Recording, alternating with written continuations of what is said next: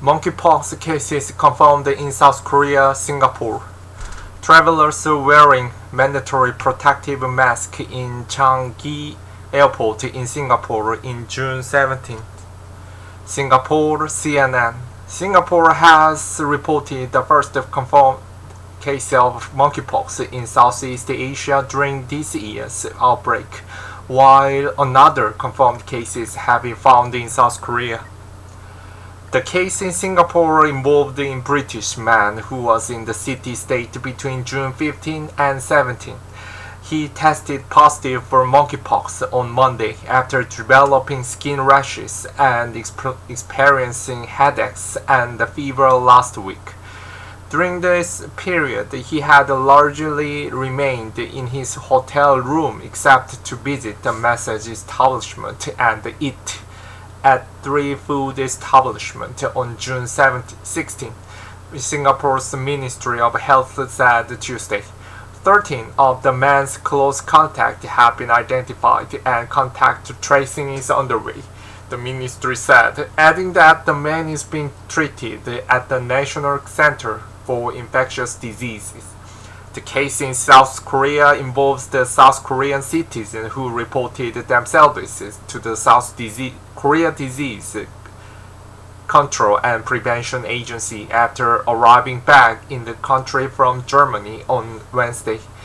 The KCDA said the South Korean, now being treated at the facility in Seoul, have reported having a headache before flying and had developed a fever, sore throat, fatigue, and skin rashes on arrival in the country. Meanwhile, the South Korea said it was also investigating a second suspected case involving a foreigner who entered the country on Monday and was taken to the hospital to the city of Busan after experiencing symptoms and developing a blistering skin rash. Monkeypox, considered a less severe cousin of smallpox, has an incubation period of 7 to 14 days, according to the Centers for Disease Control and Prevention, called CDC.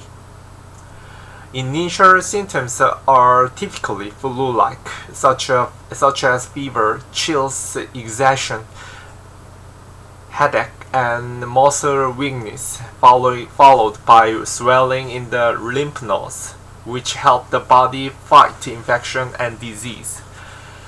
The disease later progresses into the rash and the lesions that can blister and scab all over the body, usually lasting 2 to 4 weeks. The virus has been circulating for decades in some places, including parts of West and Central Africa, but the current outbreak has seen more than 2,500 cases being reported in dozens of countries where the disease was not considered endemic, including Australia, which reported its first case on May 20, and the United States, whereas on Friday the CDC had reported more than 110 confirmed cases. The World Health Organization, called WHO, said recently we will remove the distinction between endemic and non-endemic nations to reflect a unified response. The unexpected appearance of monkeypox in several regions in the initial absence of epidemiological links to areas that have historically reported monkeypox suggests that there may have been undetected transmission for some time, the WHO said in a recent update.